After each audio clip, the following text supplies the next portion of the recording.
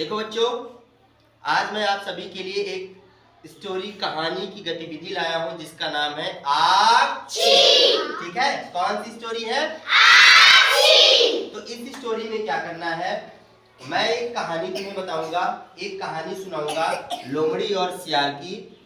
उसमें जब भी मैं कहूंगा कि सियार बोला तो तुम्हें आक्षी करना है, ठीक है।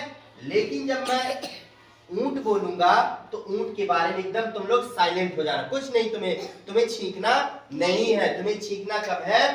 जब मैं कहूंगा कि सियार बोला, तब तुम्हें क्या करना है? छींकना है, ठीक है। बस इतना सा ध्यान रखना है। इसमें आप लोग एकदम अलर्ट रहिएगा, कहीं ऐसा ना हो कि मैं ऊंट बोलूं, ऊंट बोला तो तुरंत आक्षी कर दो, तो ऐसे बिल्कुल नहीं करना है। तुम्हें कब आक्षी करना है? जब सियार बोला, ठीक है। अब स्टोरी ध्यान से सुनना। एक था सियार और एक था ऊंट। दोनों में बहुत गहरी दोस्ती थी, दोनों बहुत अच्छे दोस्त थे। एक दिन सियार बोला, बहुत बढ़िया। एक दिन सियार बोला कि चलो नदी उस पार बहुत सारे तरबूज और खरबूज पक गए हैं, चलो नदी के पार हम चलते हैं। अब गधे ने बोला, ऊंट ने बोला, ठीक है चलो। अब दोनों चलते हैं, चलते चलते नदी के किनारे पहुंचे। अब नदी के किनारे जैसे ही पहुंचे, सियार बोला, हाँ, सियार बोला कि मुझे तो तैरना नहीं आता है, हम नदी कैसे पार करेंगे? तो ऊंट बोला, हाँ, बहुत बढ़िया। तो ऊंट बोला, ठीक है, मेरी पीठ पे आके बैठ जाओ, मैं तुम्हें नदी पार करा दूंगा। सियार बोला, ठीक है चलते हैं। हम अब क्या करता है सियार? ऊंट की पीठ पे बैठ जाता है और दोनों नदी पार कर जाते हैं। धीरे धीरे नदी क्या करते हैं? पार कर जाते हैं। अब वो कहाँ पहुंचे? खरबूजे के खेत में। अब दोनों ने खरबूजा और तरबूजा खाना शुरू कर दिया। जल्दी जल्दी, जितना जल्दी हो सके सबने खाना शुरू कर दिया। अब सियार का तो पेट बहुत छोटा था, सियार जल्दी जल्दी तरबूजे खा लिया और उसका जल्दी ही पेट भर गया। अब सियार बोला कि मेरा पेट तो भर गया है, अब मुझे बहुत हुआस आ रही है। ऊंट ने कहा, अरे भाई जरा रुको, अगर तुम हुआस करने लगोगे तभी किसान जग जाएगा, और वो जब जग जाएगा तो मेरी कसके धुनाई करेगा। सियार बोला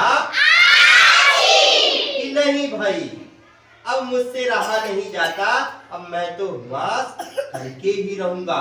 और वो सियार जल्दी जल्दी हुआ हुआ हुआ करने लगा। अब जैसे ही सियार की आवाज किसान सुना, वो दौड़ कर आया। किसान तो फुर्तीला, सियार तो फुर्तीला था, वो दौड़ के जल्दी जल्दी भाग गया। लेकिन पकड़ा कौन गया? ऊंट बेचारा पकड़ा गया और ऊंट की खूब धुनाई हुई। ऊंट बेचारा हाल बेहाल करके वो किसी तरह नदी के किनारे पहुंचा। तो सियार बोला, सियार बोला कि क्या हुआ भाई? तो ऊंट ने कहा, सब बढ़िया है, कुछ नहीं हुआ दोस्त, अब चलो चलते हैं घर। अब क्या होता है? ऊंट सियार को फिर से अपने पीठ पे बैठा लेता है और नदी पार करने लग जाता है। ऊंट को तो बेचारी चोट लगी थी, उसने अपने दर्द को सियार से नहीं बताया। वो जैसे ही नदी पार कर रहा था, बीच नदी में जैसे ही गया, ऊंट बोला,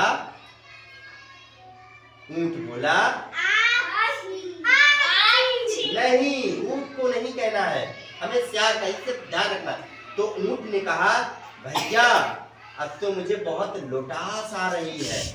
सियार बोला, सियार बोला, नहीं भैया, नदी में है, अगर तुम लोटोगे तो मैं तो डूब जाऊंगा और मुझे तैरना भी तो नहीं आता और डूब के मैं मर जाऊंगा।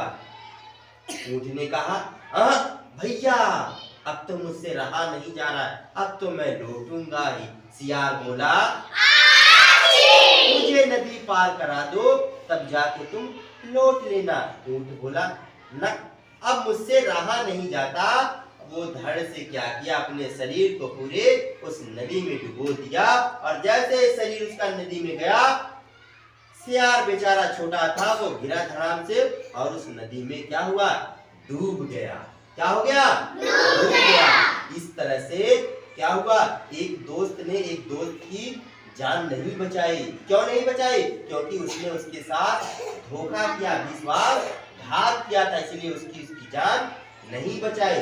तो हमें दोस्तों, हमें बच्चों, इस स्टोरी से हमें एकदम अलर्ट रहने का प्रेरणा मिलती है कि जब भी हम कोई काम करें तो सतर्कता से करें। और इसका एक और सारांश मिलता है कि हमें अपने दोस्तों से धोखेबाजी नहीं करना चाहिए, हमें अपने मित्रों से छल कपट नहीं करना चाहिए, जैसे सियार ने ऊंट के साथ किया। तो मजा आया बच्चों?